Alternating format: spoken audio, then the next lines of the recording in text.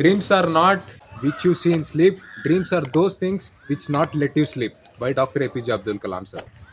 Dreams ಅನ್ನೋದು ನಮಗೆ ಒಂದು ಎಕ್ಸೈಟ್ಮೆಂಟ್ ಪ್ರೊವೈಡ್ ಮಾಡ್ತದೆ, ಎನರ್ಜಿ ಪ್ರೊವೈಡ್ ಮಾಡ್ತದೆ. ಬಟ್ ಅದನ್ನ ಪ್ರಾಸೆಸ್ನ ನಾವು ನೋಡಿದಾಗ ಸಿಕ್ಕಾಪಟ್ಟೆ ಒಂದು ಪೇನ್ಫುಲ್ ಪ್ರಾಸೆಸ್ ಇರ್ತದೆ. ಏನಕ್ಕೆ ಅಂತ ಹೇಳಿದ್ರೆ ರಿಜೆಕ್ಷನ್ಸ್ನ ಫೇಸ್ ಮಾಡಬೇಕಾಗ್ತದೆ, ಫೇಲ್ಯೂರ್ಸ್ನ ನೋಡಬೇಕಾಗ್ತದೆ, ಡೌಟ್ಸ್ ಬರ್ತದೆ, ಗಿವ್ ಅಪ್ ಮಾಡೋ ಮನ್ಸು ಕ್ರಿಯೇಟ್ ಆಗ್ತದೆ. ದೆನ್ ಅದಾದಮೇಲೆ ಅವ್ನ ಈಗರ್ನೆಸ್ ಆಫ್ ಪೇಷನ್ಸ್ ಏನಿರ್ತದೆ, ಯಾವಾಗಪ್ಪ ಅಚೀವ್ ಆಗುತ್ತೆ ಅನ್ನೋದು ಒಂದು ಇರುತ್ತಲ್ಲ. ಸೊ ಇದೆಲ್ಲ ಏನು ನೋಡಿದಾಗ ಏನಾಗುತ್ತೆ, ಒಂದು ಪೇನ್ಫುಲ್ ಪ್ರಾಸೆಸ್ ನಮ್ಗೆ ಅರ್ಥ ಆಗ್ತದೆ. ಆ್ಯಂಡ್ ಈವೆಂಚುಲಿ ಇದರಿಂದ ಏನಾಗುತ್ತೆ, ನಮಗೊಂದು ಸ್ಟ್ರಾಂಗ್ ಮೈಂಡ್ ಸೆಟ್ ಬರ್ತದೆ, ನಾವು ಸ್ಟ್ರಾಂಗರ್ ಆಗ್ತೀರಿ. ಹೇಗೆ ಅಂತ ಹೇಳಿದ್ರೆ, ಒಂದು ಎಕ್ಸಾಂಪಲ್ ಕೊಡ್ತೀನಿ ನಿಮಗೆ.